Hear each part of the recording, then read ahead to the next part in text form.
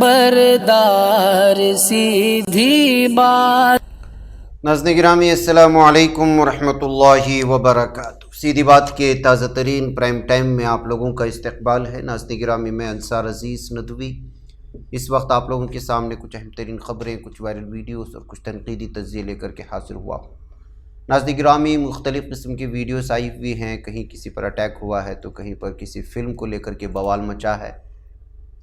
बेंगलुरु के ईदगाह मैदान पर एक बार फिर से जो है बवाल मच रहा है। तो महाराष्ट्र में वस्त मुद्दती इंतखाबात हुए तो ये 100 नशिस्तें जीतने का दावा किया है संजय रावत ने, और अपने तर्जुमान सामना में भी लंगड़े घोड़े पर सवार होने की बात कही है।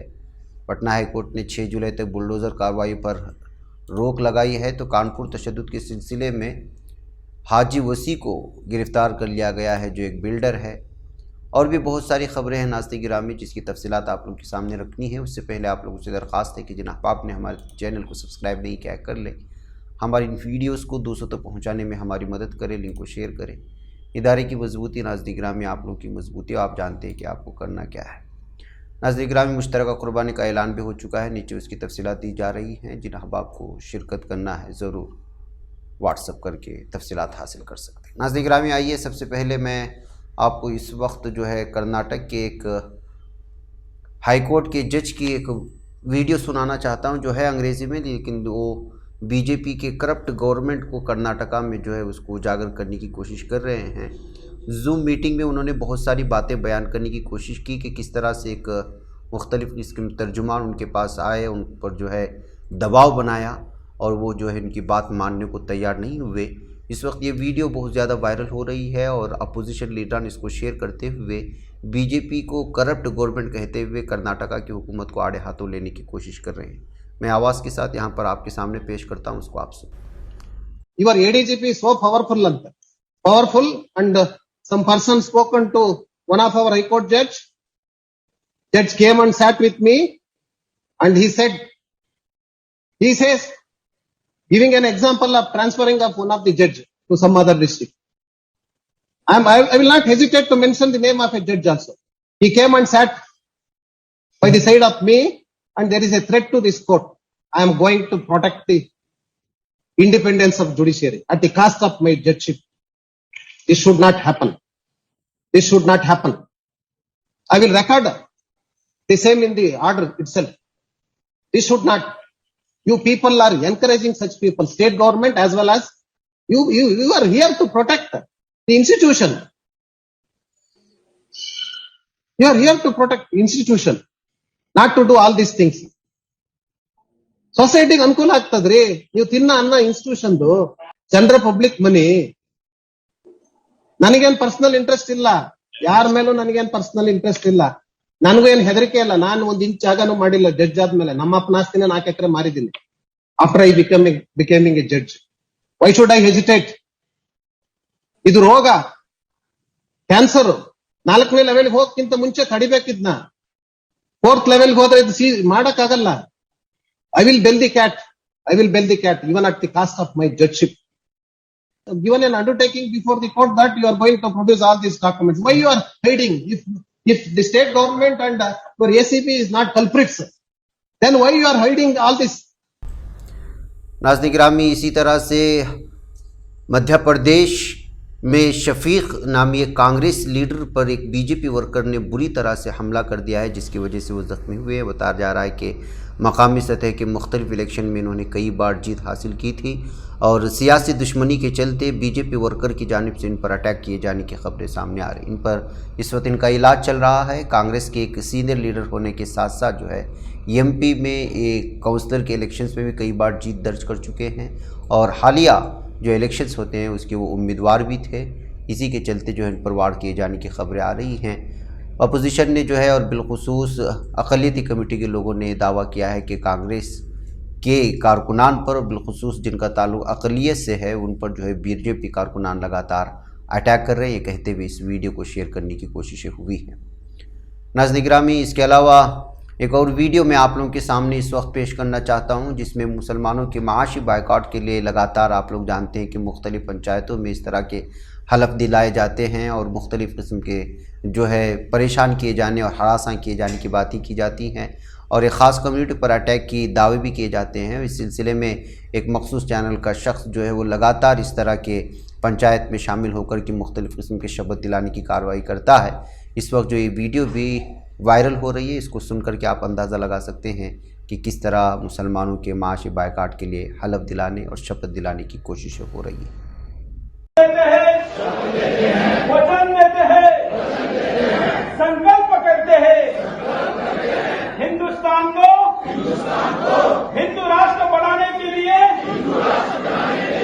बनाए रखने के लिए, आगे बढ़ाने के लिए हम सब प्रतिबद्ध है। इसके लिए आवश्यकता पड़ी तो हम बलिदान देंगे, आवश्यकता पड़ी तो लेंगे, लेकिन किसी भी कीमत पर हिंदुस्तान को हिंदू राष्ट्र घोषित करेंगे।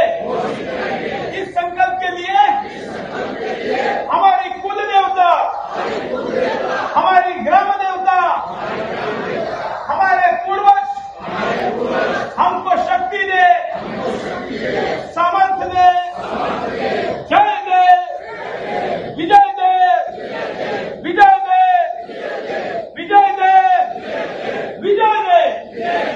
मैं कहूंगा जय तू, आप कहेंगे हिंदू राष्ट्र, दोनों हाथ उठा के जय तू, जय तू, जय तू, जय तू, जय तू, जय तू। धन्यवाद, नमस्कार।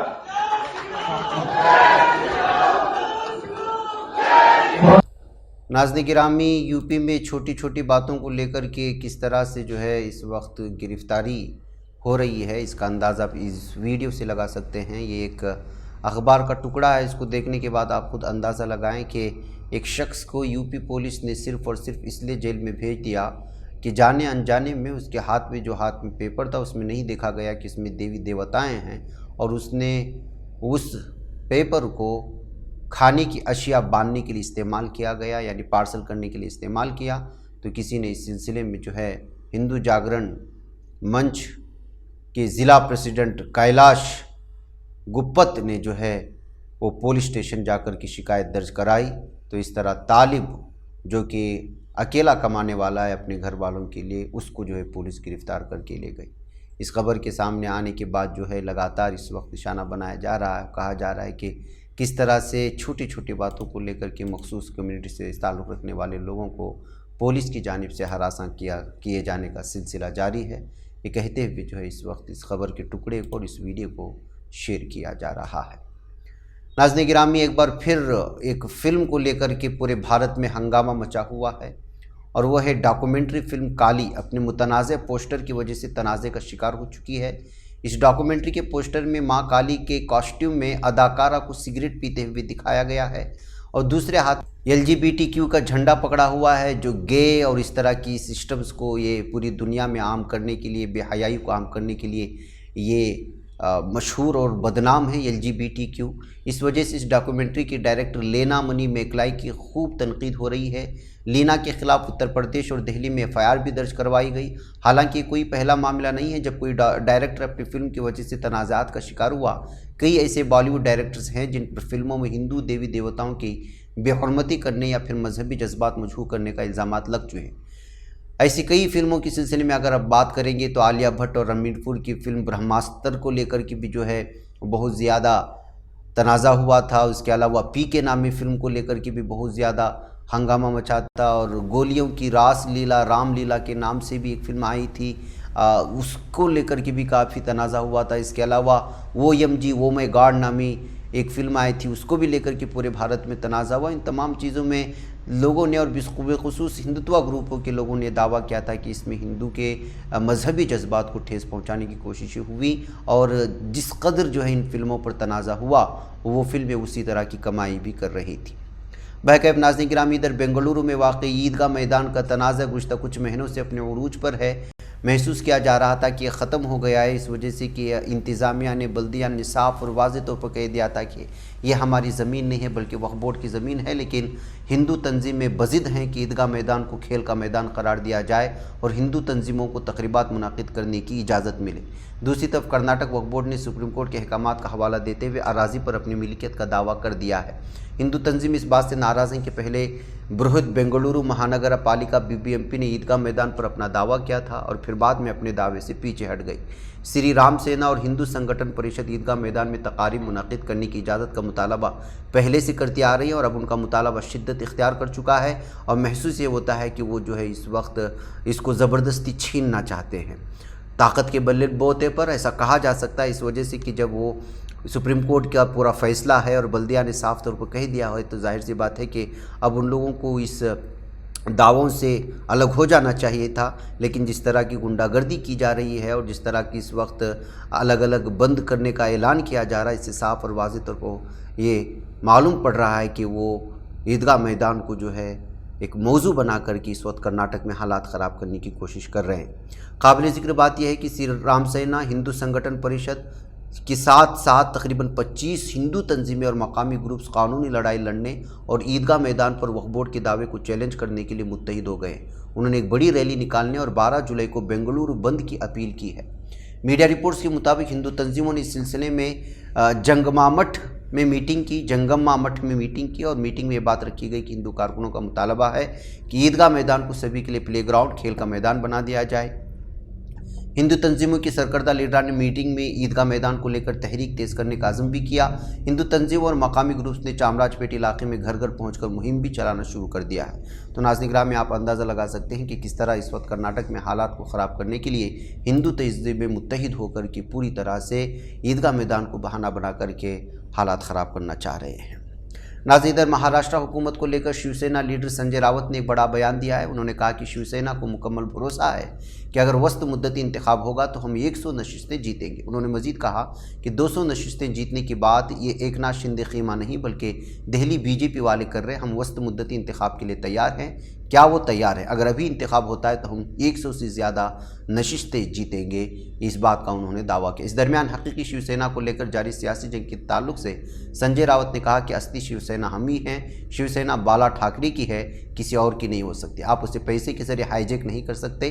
संजय रावत ने इस मौके पर मगरबी बंगाल की वज़ीर आला ममता बनर्जी के इस बयान का भी तस्करा किया, जिसमें उन्होंने कहा था कि अरकान असम्बली को सिर्फ पैसा ही नहीं बल्कि कुछ और भी दिया। संजय रावत कहते कि जब इस कुछ का इंकशाफ होगा तो बड़ी हलचल मचेगी। नाज़रीन गिरामी, इधर पटना हाईकोर्ट ने 6 जुलाई तक बुलडोज़र कार्रवाई पर रोक लगा दी है। पटना के नेपाली नगर और राजीव नगर में 2 दिनों तक बुलडोज़र कार्रवाई के बाद पटना हाईकोर्ट ने पीर के रोज़ उन दोनों ही इलाकों में कार्रवाई रोक दी। अफसरान का मानना है कि इन दोनों इलाकों में लोगों ने सरकारी ज़मीन पर कब्जा किया था। अदालत ने 2 दिन के लिए निज़ामी कार्रवाई पर रोक लगाने की हिदायत देते हुए पटना की ज़िला मजिस्ट्रेट चंद्रशेखर सिंह को भी पेश होने की इजाज़त दी है। नाज़रीन गिरामी, इधर यूपी के सनाती शहर कानपुर में गुज़िश्ता महीने होने वाले तशद्दुद के सिलसिले में पुलिस ने बिल्डर हाजी वसी को भी गिरफ्तार कर लिया है। हाजी वसी पर इल्ज़ाम है कि उन्होंने कानपुर तशद्दुद के लिए माली आनत की थी। पुलिस ने देर रात गए वसी को गिरफ्तार किया। इससे पहले हाजी वसी के बेटे रहमान को गिरफ्तार किया गया था, जिसे अदालत में पेश करके जेल भेजा जा चुका है। कानपुर में गुज़िश्ता 3 जून को तशद्दुद के मामले में मुख्तार बाबा को गिरफ्तार किया गया था, जिन पर अहम माली आनतकार होने का इल्ज़ाम है। कानपुर तशद्दुद के सिलसिले में 15 दिनों के दौरान 60 अफराद को गिरफ्तार किया जा चुका है। पुलिस ने बताया कि मुलजिम मुख्तार बाबा समेत 4 मुलजिमान को दूसरी जेल में मुंतकिल किया जा सकता है। इस ताल्लुक से जेल इंतज़ामिया ने हुकूमत को रिपोर्ट पेश की है। तो नाज़रीन गिराम, में आप अंदाज़ा लगा सकते हैं कि कानपुर में जो तशद्दुद हुआ उसके सिलसिले में एक तरफ़ा कार्रवाई करते हुए सिर्फ जो है अक़लियती कम्युनिटी से ताल्लुक़ रखने वाले लोगों को ही गिरफ़्तार किया जा रहा है, इस बात का दावा करते हुए इस खबर को पेश करने की कोशिशें हुई हैं। अब देखना है कि पुलिस मज़ीद किस तरह की जो है तफसीलात फराहम करती है।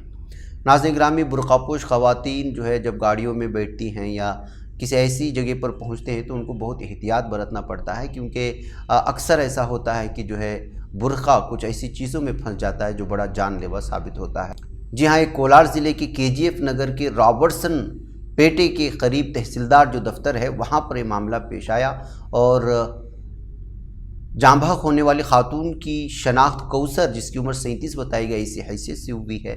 बताया जा रहा है कि अचानक जब गन्ने का रस पीने के लिए वो करीब गई थी तो उसका बुरखा उस मशीन में फंस गया था और उसके बाद बुरखे को एक जानिब मशीन खींचती रही और दूसरी जानिब बुरखे का एक हिस्सा उनके गले के आसपास पूरी तरह से जो है वो मजबूत बनता गया, जिसकी वजह से उनकी सांसें रुक गई, सांस लेने में तकलीफ हुई और वहीं उनकी मौत हो गई है। रॉबर्टसन पेटे पुलिस थाने में मामला दर्ज कर लिया गया है। ऐसे हालात में बुरखापोश खवातीन को जब गाड़ियों में बैठे और इस तरह की जगहों पर जहाँ पर इस तरह की चीज़ें हो सकती हैं, किसी चीज़ में फंस सकती है, वहाँ पर एहतियात बरतने की ज़रूरत है। बैकअप नाज़रीन गिरामी, मुझे यहाँ पर इजाज़त दें, फिर आपसे मुलाकात हो। अस्सलामु अलैकुम रहमतुल्लाहि व बरकातुहू। नहीं बच पाता है कोई सहाफ़ी की निगाहों से, मिलाता है ये लोगों को मोहब्बत की पनाहों से। करम और दर्द मंदी का है एक संसार, सीधी बात अज़ीमत जुर्अतो हिम्मत का है इज़हार, सीधी बात अज़ीमत जुर्अतो हिम्मत का है इज़हार, सीधी बात। ये चैनल हक निगर बनकर कुचल देता है फितनों को।